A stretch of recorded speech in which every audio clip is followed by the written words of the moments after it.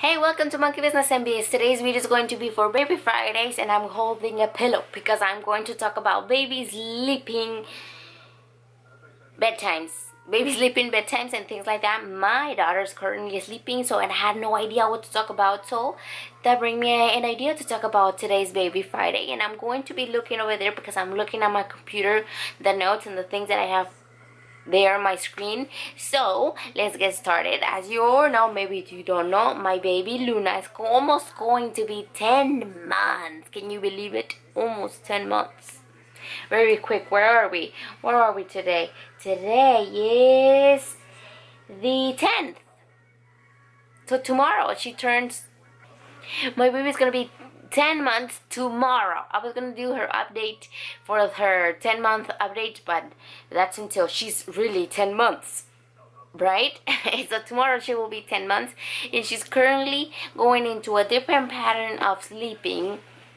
And I thought I should tell you my stuff about sleeping with babies. So let's get to it. As I saw on the scale here for baby and toddler bedtimes by age, it differs like quite a bit when they get a little bit older. So I'm going to start with the newborns. Newborns should be sleeping between 15 to 18 hours, and average wake times varies because it depends on the baby if she's hungry or not, or he or she are hungry, so they wake up different times. I can really tell you the time.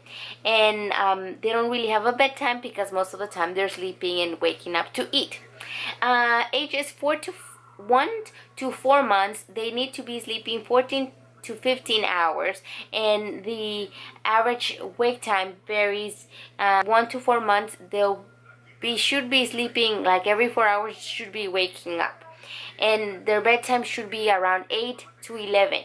That's when you should put them to sleep, so they would create a pattern to sleep like that. 4 to 8 months should also be sleeping 14 to 15 hours, and average wake time is between 2 to 3 hours. So that's like, let's say that night, that's when they should be waking up every 3 hours to eat and then just go back to sleep.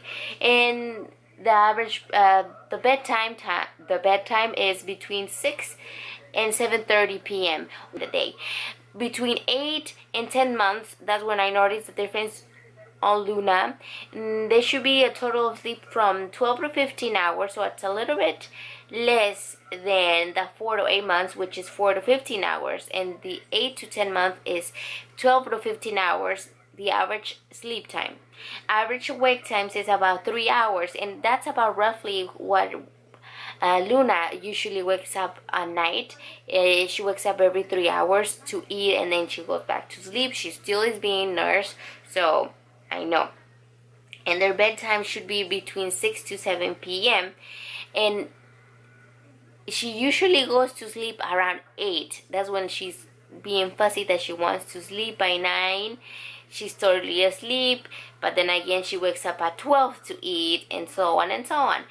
Most babies are taking 2 naps at this age. This is also prime time for the 8, 9, 10 month sleep regression. So that means they already have their nap time schedule.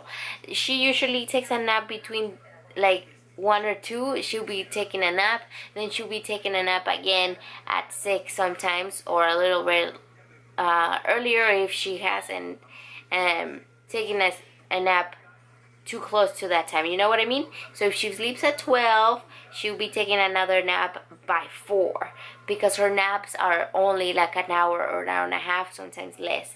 And then for months 10 to 15, the total sleep should be 12 to 14 hours. Average awake time is 3 to 4 hours, so they'll be sleeping a little longer, and their bedtime is between 6 and 8. Since Luna is going to be 10 months, but she's above her age level on her growing, I think that's where she is at this moment. That her bedtime is between 6 and 8 p.m. and the average wake time is between 3 to 4 hours. That's where I think she is, in the range 10 to 15 months. And this is where they already have their set schedule. They want to go to sleep at a certain time. They have their naps already set, so that is really helpful to know. And 15 to 3 years old, they should be sleeping between 12 to 14 hours, and their bedtime should be 6 to 8 p.m. and so on when they're already a toddler. And my Luna is going to be almost a toddler. So that is really helpful to know the average wake times and especially their bedtimes, which is helping your child sleep better. And number one is the routine. Like I told you, set a set time. Like at this time, they should go to sleep. Certain times, okay, and it's not so available, or it's not so, you can't put them to sleep at a certain time because you're in another place or you're visiting. Anyways, you should have a routine. At certain times it's nap times, a certain time is bedtime. If you have this routine, they'll stick to it, and then it'll be an automatic thing that they want to. And number two is comfort. Comfort is important to make sure your child is comfortable and knows you haven't abandoned them. When, like Luna usually sleeps on her little bouncer thing, not a bouncer, well, it's like a little rocking thing. She sleeps there, and then I transfer over to her playtime, which is her crib that I call it, but she has to sleep in that thing or else she doesn't fall asleep. She will fall asleep while I nurse her, but then she'll wake up like moody, and I put her there, rock her a little bit, she goes to sleep, then I transfer over to the playtime the thing.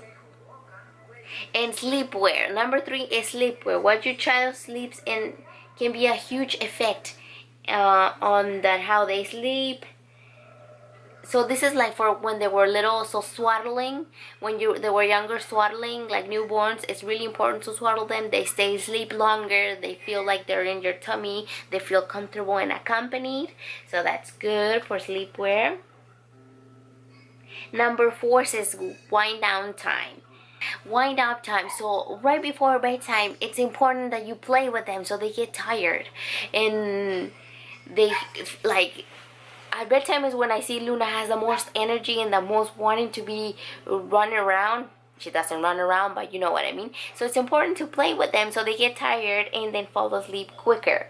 And number five is sleep associations. Sleep associations means that it's something that it relates to them to going to sleep. Like Luna sees a blanket, I put her over herself, and she knows that it's time to sleep, so she stays quiet while I rock her. If she doesn't fall asleep while I nurse her, she knows that that little blanket that I give her, it means bedtime.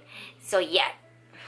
And then the other one, number six, keep naps consistent. Like I told you, if you put her to sleep at the certain times that you always do, they'll know that it's nap time and they'll take their nap time. Number seven says wear their blanket.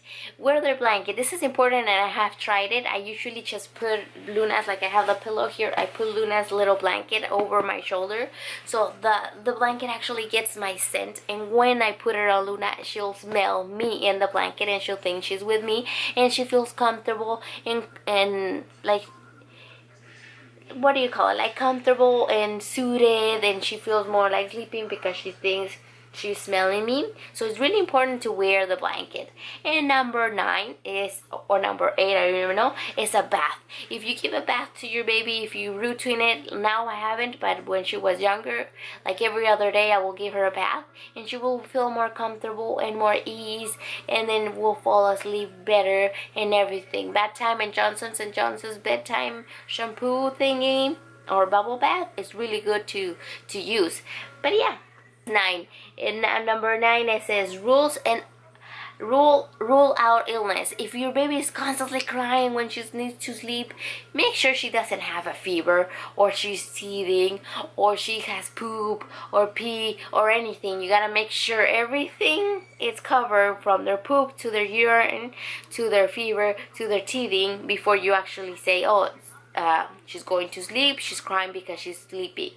You gotta rule out all those things before you come a really crying baby. And number 10 is patience. Be patient when and that's a hard one, to have patience, but please have patience with your babies when they're trying to sleep and they can't sleep.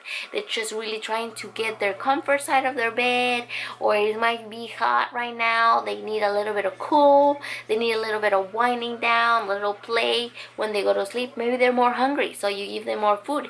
So that is my ideas and my helpful tips for bedtime and sleeping time for babies. Hopefully you find it informative, and please give me a thumbs up if you do. Please subscribe to my channel if you haven't done so already, and thank you for watching. Please come back to another Baby Friday or another video, and I will see you next time on another day. Goodbye. Miss cute Luna, and that is the blanket I was talking about. I always wear that one, and she falls asleep during the day. I actually put her there so at night she knows that she has to go into her bassinet, not her bassinet, her playtime at night.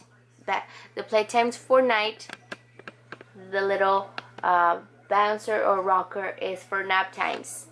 Yep.